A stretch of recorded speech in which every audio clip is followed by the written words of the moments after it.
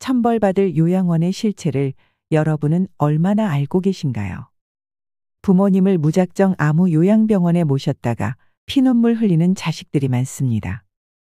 요양원에서 부모님이 돌아가시고 나서야 요양원에서 벌어지는 충격적인 실체를 알게 되는 경우도 부지기수입니다.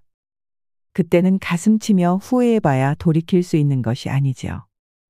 물론 찾아보면 좋은 요양원도 있고 가슴 따뜻한 요양보호사님들도 계시겠지만 그 또한 아주 소수밖에 없다는 것에 많은 분들이 동의하실 거라 생각합니다. 참 안타까운 현실이지요.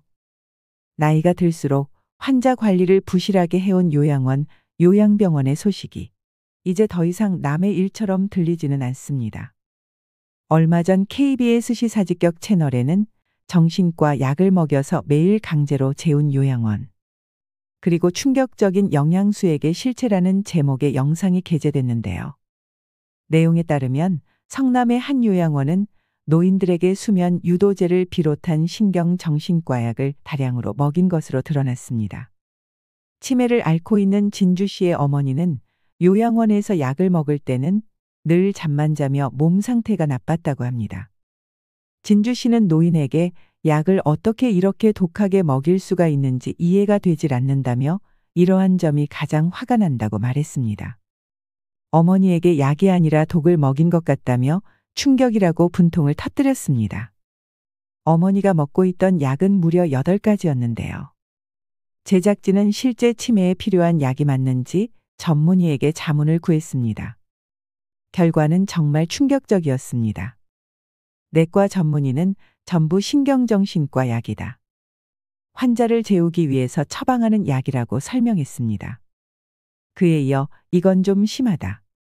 신경정신과 병력이 없는 환자에게 저런 약을 먹였다는 건 정말 이해되지 않는다고 덧붙였습니다. 자신도 어머니가 있는데 만약 우리 엄마한테 저 약이 한 알이라도 들어간 걸 알았다면 저는 가만히 안 있을 거다라며 분노할 정도였습니다. 전문의는 해당 약을 먹을 경우 간 기능이 나빠지는 등 심각한 부작용이 생길 수 있다고, 게다가 수면 유도제를 2종류나 쓰는 등 상식적으로 이해하기 힘든 처방을 했다고 지적했습니다. 노양원 전 직원은 어르신들 중 90%는 수면 유도제를 드신다고 봐야 한다고 폭로했습니다. 요양원은 의무적으로 최소 월 2회 전문의가 방문하는데요.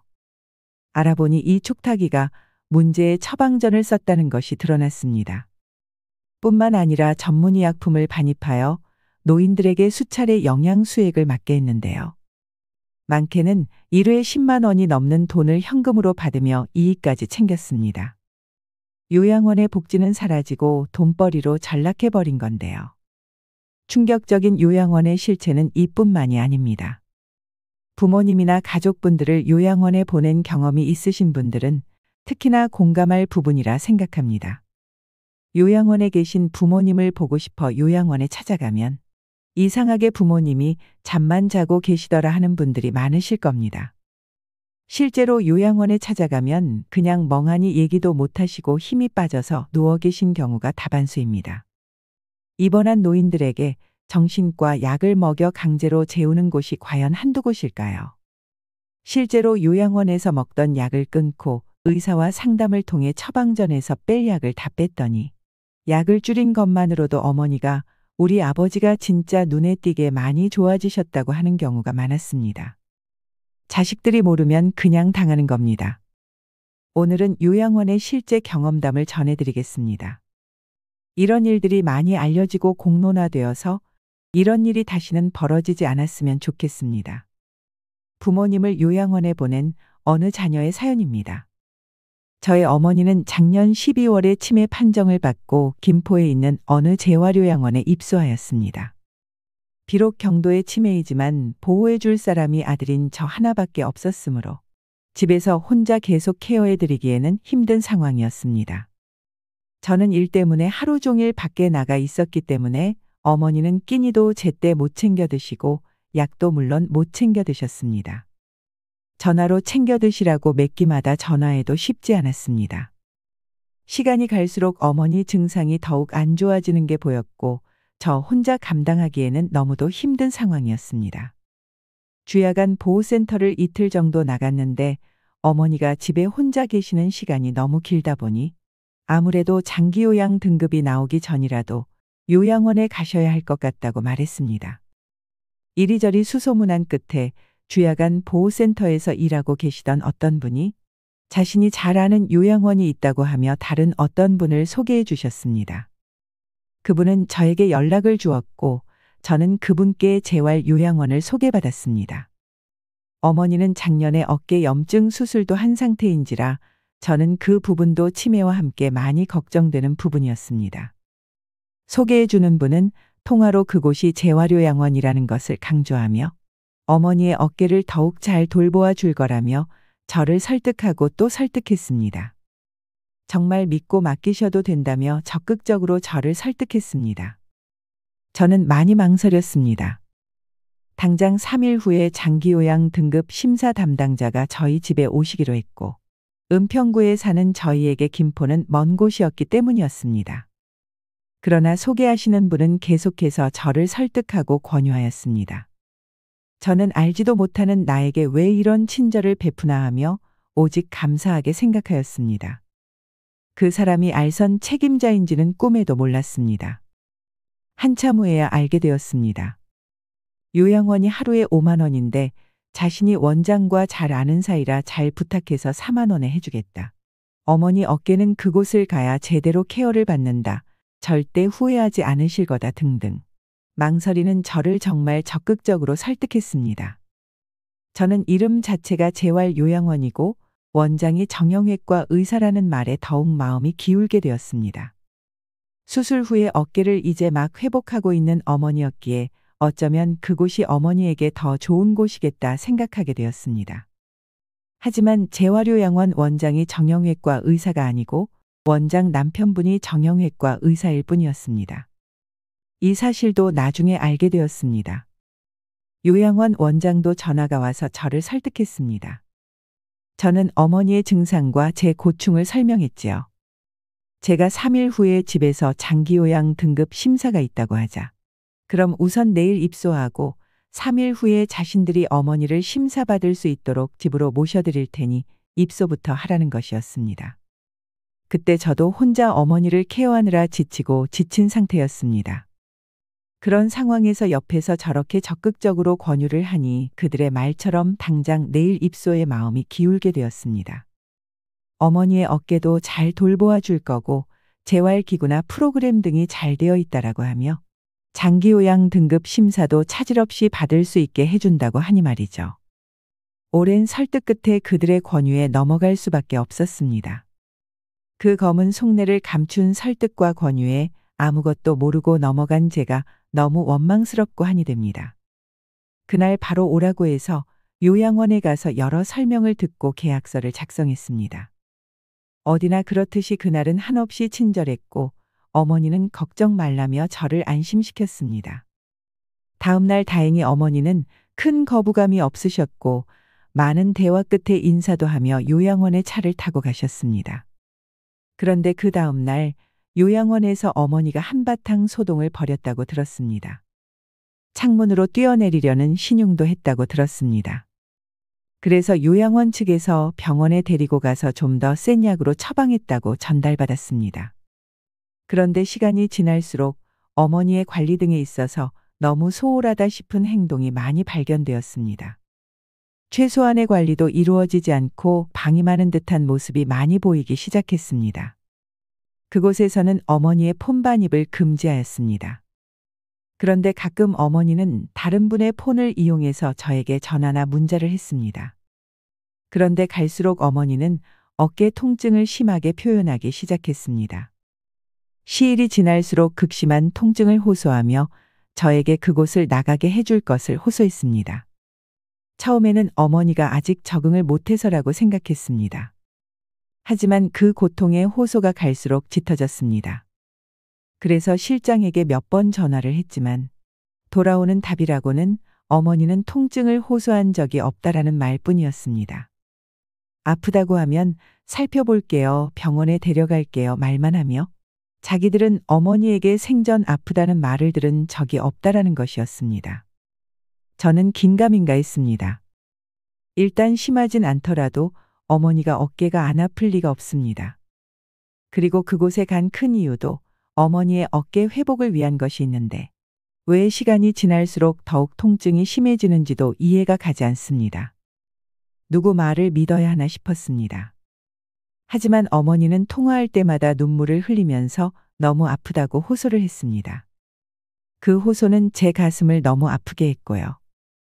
입소 초반에 어깨 염증 수술을 했으니 뜨거운 찜질을 하지 말아달라고 했고 그들은 제 앞에서 알겠다면서 기록을 했습니다.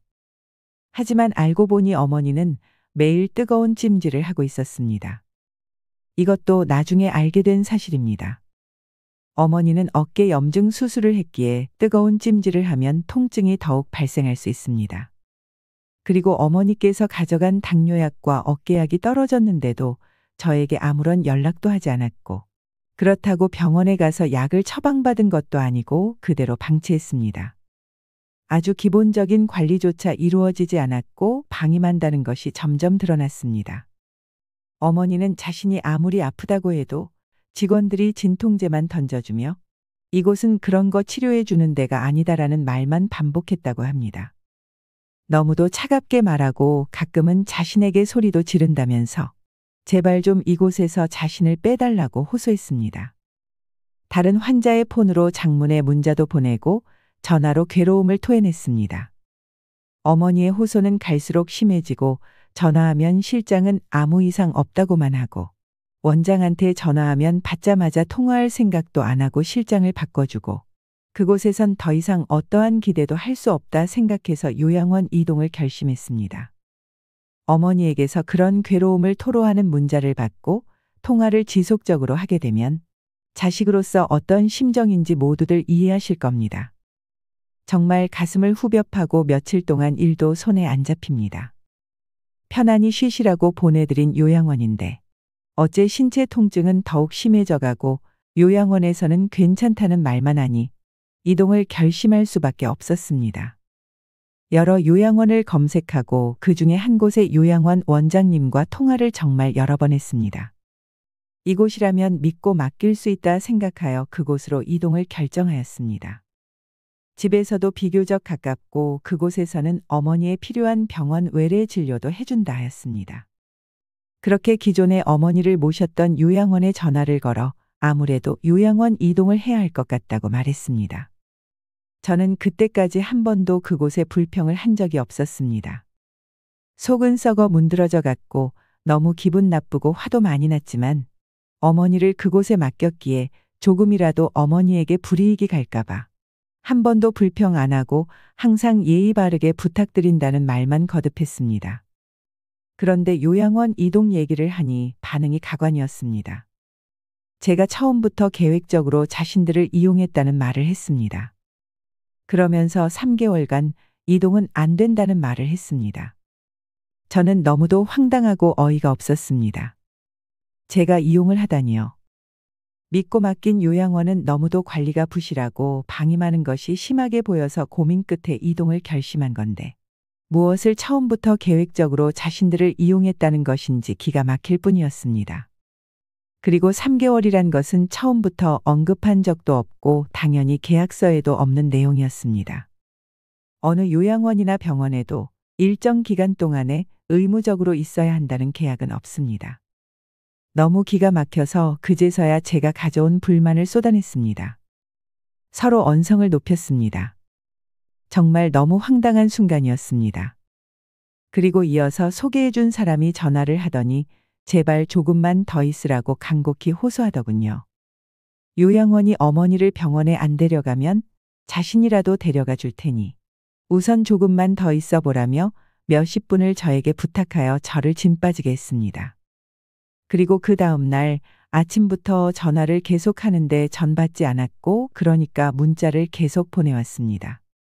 저보고 계획적으로 이용했다는 똑같은 말을 하고 자신의 입장이 매우 곤란하니 생각을 바꾸어 그곳에 계속 있으라는 것이었습니다. 그제서야 알게 되었습니다. 그들의 보이지 않는 커넥션을 말이죠. 브로커와 요양원의 관계였음을 그때서야 알게 되었습니다. 처음부터 계획적으로 이용당한 것은 바로 저입니다. 생각도 못했었습니다. 오직 감사하게 생각한 제가 원망스러웠습니다. 그 후로 한동안의 실랑이 끝에 결국 이동하기로 결정이 되었습니다. 그리고 요양원을 이동하기로 한 전날 사건이 발생했습니다. 요양원 비용을 환불받아야 했던 저는 직원과 갈등이 생겼던 겁니다. 저는 이미 한 달치 선납을 했고 제가 환불을 받아야 할 상황이었습니다. 그런데 그때까지도 그들은 자신들의 시간과 인력 낭비를 시켰다며 요양원 이동에 관해 기분 나쁜 표시를 저에게 했습니다. 그러더니 자신들이 어머니를 모시러 왔다 갔다 한 비용 등을 청구할 거라며 오히려 제가 돈을 더 내야 할 거라는 말을 했습니다. 저는 정말 어이가 없었습니다. 어르신 모시러 왔다 갔다 하는 것은 어느 요양원이라도 하는 것입니다. 그것에 따로 비용 청구는 없습니다. 그리고 3개월 이내에 나가는 것이기에 하루에 4만 원이 아닌 5만 원으로 계산할 거라는 말도 했습니다. 그런 3개월 계약은 정말 절대 없었습니다. 분명한 허위 청구였습니다. 너무 기가 막혀 문자로 대꾸도 못했습니다. 내일 가서 직접 말해야겠다는 생각으로 답변을 하지 않았습니다. 그런데 그날 어머니가 밤 12시에 3층 창문 밖으로 탈출을 시도하시다가 떨어지셨습니다. 옷을 다 챙겨 입으시고 짐을 챙겨 탈출을 시도하셨습니다. 경찰서에서 CCTV를 통해 그 장면을 보게 되었습니다. 5시간 내내 왔다 갔다 하며 탈출을 준비하셨습니다. 그렇게 나가고 싶어 하던 요양원을 이동하던 전날에 어머니는 그런 시도를 하셨습니다. 왜 어머니가 요양원 이동 전날에 그런 시도를 하셨는지 도무지 이해할 수가 없었습니다. 도대체 누가 왜 어떤 말을 어떤 식으로 어머니에게 전달했기에 70이 넘은 어르신이 그런 시도를 했는지 알 수가 없었습니다. 알고 싶습니다. 무슨 일이 있었던 건지 너무 알고 싶습니다. 새벽 1시 50분이 넘어서 인천길병원 원무과로부터 연락을 받았습니다. 저는 바로 병원 응급실로 갔습니다. 요양원에서는 저한테 어떤 연락도 안 했습니다. 응급실에 가니 70대로 보이는 요양보호사 한 분만 계셨습니다. 요양원 실무진이 아닌 요양보호사 분만 말이죠. 어머니에 대해 물어보니 어머니는 어깨 통증을 매일 호소하였고 늘 진통제만 받고 뜨거운 찜질만 받았다고 합니다. 어머니의 말이 사실이었습니다. 저에게 가끔 호소하셨던 내용처럼 어머니는 요양원에도 당신의 고통을 매일같이 호소하셨지만 나아지는 것 하나 없이 그저 진통제만 매일 받아 드셨던 것입니다. 하지만 실장은 어머니가 생전 아프단 얘기를 안 한단 말만 되풀이했었습니다. 어머니는 한 달 20일 동안 그곳에 계시면서 저에게 간절히 퇴소를 호소하셨고 사고 날에도 다다음 날이면 그곳을 벗어나는 것을 아셨습니다. 좋아하셨을 겁니다. 당신이 그토록 바라던 요양원을 나가는 날이었으니 말이죠. 그런데 그 새벽에 그런 말도 안 되는 일이 벌어졌습니다. 73세이십니다. 70평생을 고생만 하시면서 살아온 분이십니다. 편하게 사신 분이 아닙니다. 온갖 세상 풍파를 겪으며 지금껏 굳건히 버티며 살아오신 분이 그곳에서 그토록 힘들었어도 버티던 분이 다른 요양원으로 이동하기 전날 3층에서 떨어지셨습니다. 병원의 지시를 따르고 면담을 하고 있던 와중에 요양원 직원이 보호소에 전화를 했고 저를 바꿔주었습니다. 요양원 복지사의 첫 마디는 괜찮죠였습니다. 저는 많이 안 좋으세요라고 대답했습니다. 그러자 이어지는 말이 어머니 여기 오고 이튿날 소동 피운 것 아시죠 하는 겁니다. 저는 너무도 놀라고 어이가 없었습니다. 너무도 당황스러워서 그 말을 지금 상황에서 왜 하냐고 했습니다.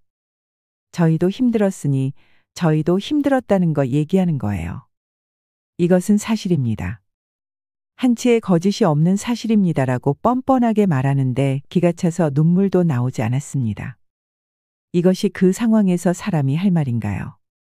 사람들 돌보는 일을 하는 사람이 할 말인가요? 그 상황에서 그런 말을 하는 자들이 어르신을 보살피는 요양원의 직원이라니요. 자기들 책임 면피를 하기 위해서 어떻게 그 위급한 상황에서 그런 말을 하는지 사람이 할 짓이 아니라 생각합니다. 악마처럼 느껴졌습니다. 사람이 위독한 상황에 책임 면피를 위해 처음부터 그런 말을 하다니요. 지금도 그 인간 같지 않은 말이 환청처럼 제 귓가에 들립니다. 사고 후 요양원 원장과 관리실장은 어떤 연락도 하지 않았습니다. 어느 누구에게도 죄송하다는 소리도 듣지 못했습니다. 응급실에 온 연로한 요양보호사 말고는 어떤 누구에게도 사고의 상황을 전혀 듣지 못했습니다. 그들은 그저 말을 맞추고 자신들 책임을 회피하기 위한 대책만 세우고 있었겠죠. 사고 후에 어머니의 짐들을 보내달라고 했습니다. 보내온 어머니의 짐들 속에서 꼬깃꼬깃 접혀진 종이를 발견했습니다. 저에게 5장의 편지. 가장 친한 동생분에게 보낸 한 장의 편지가 있었습니다. 달력을 찢어 쓴 글인데 만약 그들이 그 편지를 발견했다면 그들은 그것을 바로 버렸을 것입니다. 그 5장의 글 내용은 충격적이었습니다. 요약하면 어머니가 아프다고 할 때마다 요양원 원장은 어머니 보고 퇴원해서 좋은 곳에서 어깨 치료를 받으라고 했는데 아들이 퇴원을 안 시켜주니 어떡하냐며 퇴원이 불가능하다고 했답니다. 매번 어머니가 통증을 호소할 때마다 퇴원하고 싶으면 해라. 그런데 아들이 안 시켜줘서 못하는 거다라는 말을 수없이 어머니에게 했답니다. 약 2달간 그런 말을 반복해서 들으면서 어머니는 저에 대한 배신감과 서러움, 분노만 키워갔던 것입니다. 편지 5장에는 저에 대한 적개심과 배신감으로 가득했습니다. 저는 상상도 못했던 일이었습니다. 저에 대한 분노와 비난이 가득했습니다. 요양원의 말을 사실로 믿었을 거고 아들에게 버려졌다는 슬픔과 한이 얼마나 컸을까요? 2달 동안 그런 마음이 어머니를 이미 정신적인 죽음으로 몰아가고 있었던 겁니다. 다른 요양원으로 이동한다고 말한 저에게는 3개월 이내는 안 된다. 처음부터 계획적으로 자신들을 이용했나 등의 말을 하더니 어머니에게는 아들 때문에 퇴원을 못하고 있는 거다라는 말로 자신들의 살이 사욕만 채우고 있었습니다. 그렇게 돈이 좋으면 관리라도 제대로 하면서 붙들고 있어야 하는데 관리도 제대로 안 하면서요. 그 글을 읽고 너무 힘들었습니다. 지금도 이토록 힘든데 이 고통에서 앞으로 어떻게 벗어날지 모르겠습니다. 나쁜 사람들의 세뇌 때문에 어머니는 정신적으로 가장 피폐하고 좌절하는 상태까지 이르게 되었고 이동 전날에 어떤 말을 듣고 모든 희망의 끈을 놓게 되신 것입니다. 더욱 기가 막힌 것은 어머니가 요양원에 남긴 글입니다. 경찰서에서 보게 되었는데 그 글에는 아들에게 모든 돈을 꼭 받아내라. 아들이 돈을 내지 않은 게 잘못이니 돈을 반드시 받아내라라는 내용이 반복되어 있었습니다. 그날 낮에 저에게 돈을 더 내야 할 거라며 허위 청구를 했는데 그 말을 어머니에게도 했던 것입니다. 어머니는 아들이 자신을 이곳에 버려놓고 돈도 안 내고 있구나 하며 엄청난 충격을 받았을 겁니다. 자신이 그곳에 민폐를 끼치고 있구나 생각하셨을 겁니다. 그리고 요양원 이동에 대해 어떤 말을 어떤 식으로 들었는지 모릅니다. 그들은 거짓된 말로 어머니를 돌아가시게 한 겁니다. 한 달 동안 병원 중환자실에 계시면서 두개골 파열에 의한 뇌출혈 수술 등 여러 곳에 골절 수술 등을 하셨습니다. 반혼수 상태로 한 달 동안 계시다가 요양병원으로 옮기라는 의사 선생님의 권유에 의해 요양병원으로 옮기게 되었습니다. 그리고 병원을 옮긴 그날 밤에 운명하셨습니다. 어르신을 살리기 위해 존재하는 요양원에서 어머니는 괴로워만 하시다가 숨을 거두시게 되었습니다. 그들은 지금도 거짓 증언을 하며 책임 회피를 하고 있습니다. 조작할 수 있는 것들은 이미 다 조작했을 것입니다. 요양원의 존재 이유는 아픈 어르신을 케어하기 위한 것입니다. 노인 치매 환자를 24시간 관리하는 공간입니다. 그것이 국가에서 지원을 하는 요양원의 존재 이유입니다. 바깥에서 생활이 어렵기에 건강보험공단에서 심사를 통해 장기 요양 등급을 받고 안전하게 살아가기 위해 요양원에 모시는 것입니다. 그래야 치매 노인분들의 가족들이 안심하고 믿고 맡긴 후 자신들의 생활을 할 수 있는 것입니다. 요양원 이동한다고 저에게까지 과격하게 반응한 사람들인데 어머니에게는 오죽했을까요? 그들이 상처되는 말을 어머니에게 툭툭 던졌다면 어머니는 심한 좌절을 겪었을 것입니다. 그토록 굳건히 오랜 인생을 살아오신 분이 그 요양원을 나가기 전에 그런 일을 벌이다니. 설사 그런 것을 다 차치하더라도 요양원의 업무는 환자 밀착 관리입니다. 경찰서에서 5시간의 분량의 CCTV를 봤는데 저녁에 요양보호사가 아주 잠시 다녀간 것이 전부입니다. 새벽 12시까지 주무시지 않고 왔다 갔다 하며 탈출 준비를 하시는데 그 어느 누구도 발견한 사람이 없습니다. 손해사정사와 김포시청에서 요양원을 다녀가 조사를 했는데 그 사고날 자신들은 아무 말도 한 게 없고 아들이 어머니에게 요양원 이동 사실을 전달했다고 진술했다고 합니다. 그 말을 듣고 더더욱 분노가 차올랐습니다. 숨길 것이 없다면 왜 거짓말을 할까요? 절대 있어서도 안 되었고 앞으로도 있어서는 안 될 일입니다. 요양원은 사각지대입니다. 대부분 아픈 어르신들이라 그곳에서 어떤 일이 일어나도 가족들은 알 수가 없습니다. 여기까지 요양원의 충격적인 실태에 대해 고발하는 사연이었습니다. 우리나라는 세계에서 가장 빠른 속도로 고령화되고 있습니다. 많은 노인이 집이 아닌 요양원에서 지내다가 생을 마감하기도 하죠. 사회가 지정한 돌봄 전문가인 요양보호사가 가족을 대신해 노인을 돌보는데 중요한 역할을 해주어야 하지만 현실은 그렇지 않습니다.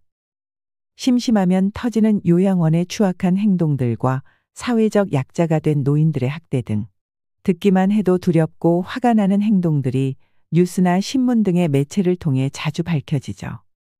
보통의 요양원, 요양병원은 생각보다 열악하다는 사실을 아셔야 됩니다. 대학병원이나 종합병원처럼 모든 게 풍족하지 않습니다. 요양원, 요양병원에 입원하시는 분이나 보호자분들은 이것을 꼭 인지하셔야 합니다. 환자에 대해 정말 잘 모르고 대충 일하는 사람들도 많습니다. 1년이 지나도록 환자 상태를 제대로 알지 못하는 직원들을 볼 때면 어떻게 저럴 수 있지라는 생각이 들 만큼 한심스러운 광경이라는 생각이 듭니다. 의외로 정말 많습니다. 헌신적인 분도 있지만 소수에 지나지 않습니다. 동생이 요양병원의 치료사로 근무해서 매번 요양병원 실태를 적나라하게 됐는데 6개월 동안은 병실 갈 때마다 어르신들의 처참한 모습에 눈물이 나서 너무 힘들었다고 합니다. 멀쩡하게 들어왔던 분들도 한두 달 지나면 시름시름 기력이 없어지고 그러다 어느 날 올라가 보면 침상이 치워진 모습을 목격했다고 합니다. 간병인들이 거의 조선족이나 중국인이라 말도 안 통해서 막 윽박지르고 잘 씻기지도 않아 몸에 각질이 엄청나고 기저귀는 하루 한두 번 가는지 똥오줌범벅으로 말라있고 또 음식을 많이 주지 않아서 어르신들이 배고프다, 집에 가고 싶다고 제 동생을 보면 그렇게 하소연한다고 합니다. 그 말을 들으니 저도 눈물이 났습니다. 어쩌다 가족들이 면회 오면 그날은 간병인들이 긴급으로 손톱 깎이고 닦이느라고 비상이라고 하는데 그런 참상을 가족들은 알 길이 없지요. 가족들 앞에서는 세상 잘 아는 척하니까 말이죠. 아무튼 간병할 사람이 없어 어쩔 수 없이 보내지는 요양병원, 요양원이지만 한번 들어가면 좋아지는 어르신은 못 봤다고 합니다. 대부분 더 일찍 돌아가시는 이유가 있겠지요. 정말 보낼 곳이 못 된다는 말이 그냥 나온 것이 아닙니다. 나라에서도 이런 곳의 실태조사를 제대로 해서 인증을 취소해야 합니다. 몇 년에 한 번 인증 절차 밟으려고 안 하던 걸 시키고 실사 올 때 그때그때만 모면하려는 요양병원이나 요양원이 엄청 많습니다. 약한 어르신들을 본인들 돈벌이로만 보는 비양심적인 사람들에게 분노를 느낍니다. 요즘 노인 요양원 사업은 황금알을 낳는 사업이라고 합니다. 노인들을 돈으로만 보니 그런 것 아닐까요? 악덕한 요양원의 실체를 잘 알고 있어야 그에 대한 대비도 할 수 있습니다. 이 사연의 주인공처럼 후회하지 않으려면 바보같이 당하고만 있으면 안 되는 것입니다. 노인들 상대로 돈벌이하는 요양원들은 앞으로 철저히 조사하고 처벌해야 합니다. 정의가 있으면 결국 다 되돌려 받으리라 믿습니다. 이상으로 시니어에 대한 모든 것. 시니어 연구소였습니다.